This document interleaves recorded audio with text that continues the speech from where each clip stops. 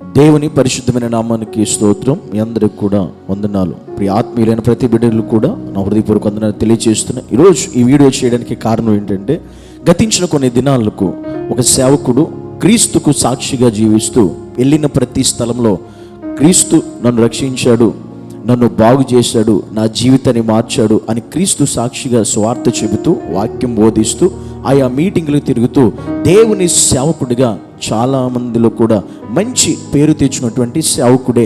అయితే ఈ సేవకుడు క్రీస్తుకు సాక్షిగా ఉండవలసిన వ్యక్తి, క్రీస్తుకు దాసుడిగా ఉండవలసినటువంటి ఈ సేవకుడు చేసిన ఒక పని వల్ల ఈరోజు యావత్ క్రైస్తవ్యమే తలదించుకునే పని చేశాడు. సేవకులందరూ సిగ్గుపడే పని చేశాడు. క్రైస్తవులందరూ కూడా దేవుని నామకుడు దూషించబడే పరిస్థితులకు తీసుకొచ్చాడు. ఏం చేశాడు ఈ సేవకుడు? అసలు ఈ సేవకుడు చేసిన పని ఏంటి అని మనం ఒకసారి ఆలోచన చేస్తే, ఒకసారి ఈ సేవకుడు ఏం చేశాడో, ఏం చేస్తే ఈరోజు ఈ సేవకుడు గురించి ఇలా మాట్లాడవలసి వస్తుందో ఒక్కసారి ఈ వీడియో చూద్దాం. ఈ వీడియో చూసిన తర్వాత మీరే చెప్పండి, అసలు ఇతని సేవకుడా కాదా అని.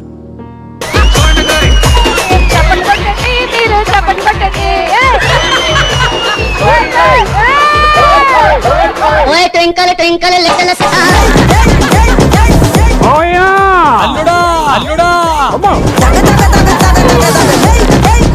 ఇవాళ ఒంటి చేత్తో ఎపిసోడ్ మొత్తం ఎంటర్టైన్మెంట్ ఉంటుంది. అసలు కోయ్ కోయ్ కోయ్ కోయ్ చూసాక మామయ్య ఉన్నాడా పోయాడు. చూసారా ఏంటి వెర్రి చేష్టలు, ఏంటి వెర్రి పనులు? ఇది సేవకుడికి అవసరమా? ఇది అసలు సేవకుడు ఈ పరిస్థితిలోకి వెళ్ళొచ్చా? ఇలాంటి పరిస్థితిలో సేవకుడు కనబడొచ్చా? అసలు సేవకుడు ఇలాంటి వెర్రి చేష్టలు చేయొచ్చా? ఆలోచన చేయండి.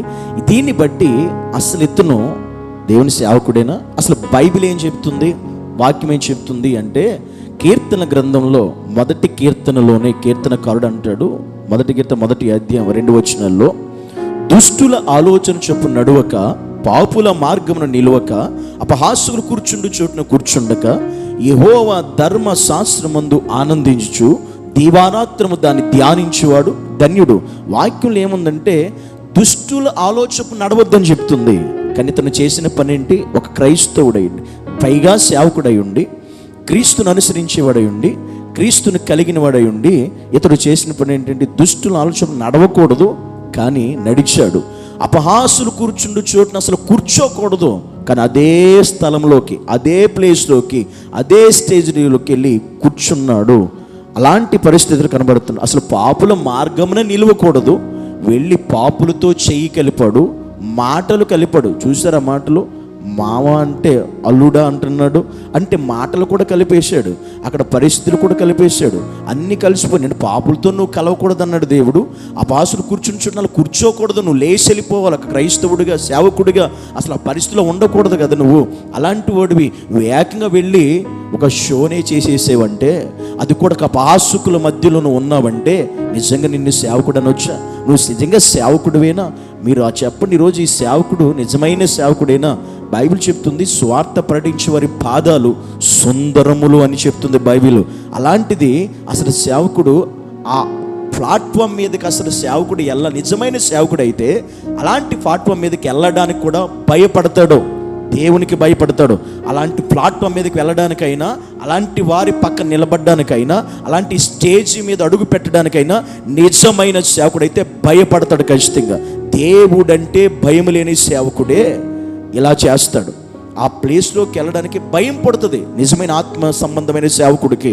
అలాంటిది అక్కడికి వెళ్ళి వాళ్ళతో సహవాసం చేసి, అక్కడ ప్రోగ్రాం ప్రిపేర్ అయ్యి, ఆ ప్రోగ్రాం కాల్సిన అక్కడ మాటలు కలిపి, అక్కడ వెకిలి చేష్టలు చేసి, ఆ రకంగా నవ్వుతూ కూడా అక్కడ జరిగేవన్నీ కూడా డబల్ మీనింగ్ డైలాగులే.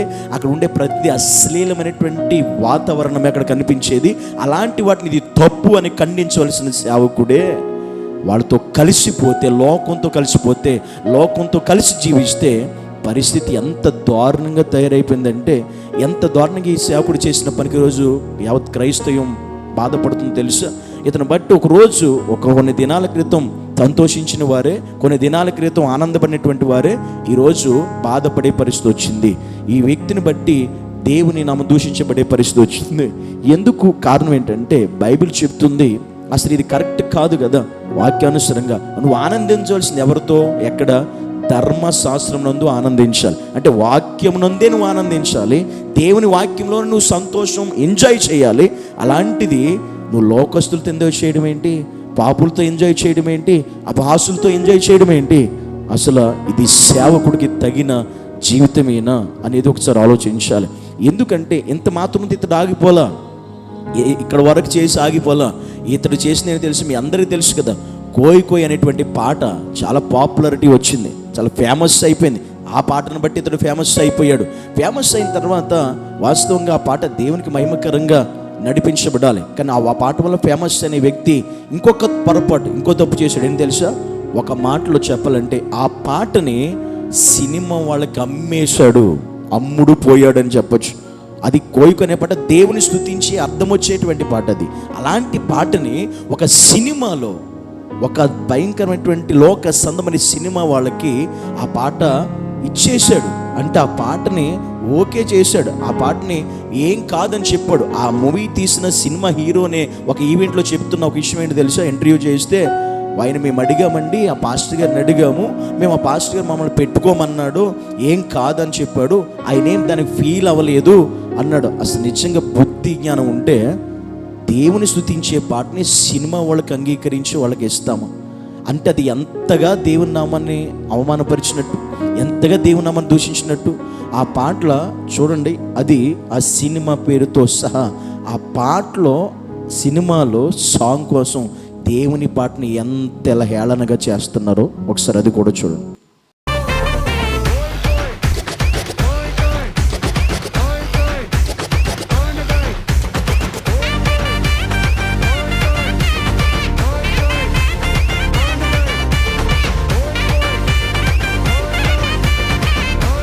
చూశారు కదా, ఈ దేవుని స్తుతించే పాటని డ్యాన్స్ కట్టడానికి చేశాడు. అంటే ఒక మాటలో అమ్ముడు పోయాడు, డబ్బుకు అమ్ముడు పోయాడు ఇతడు.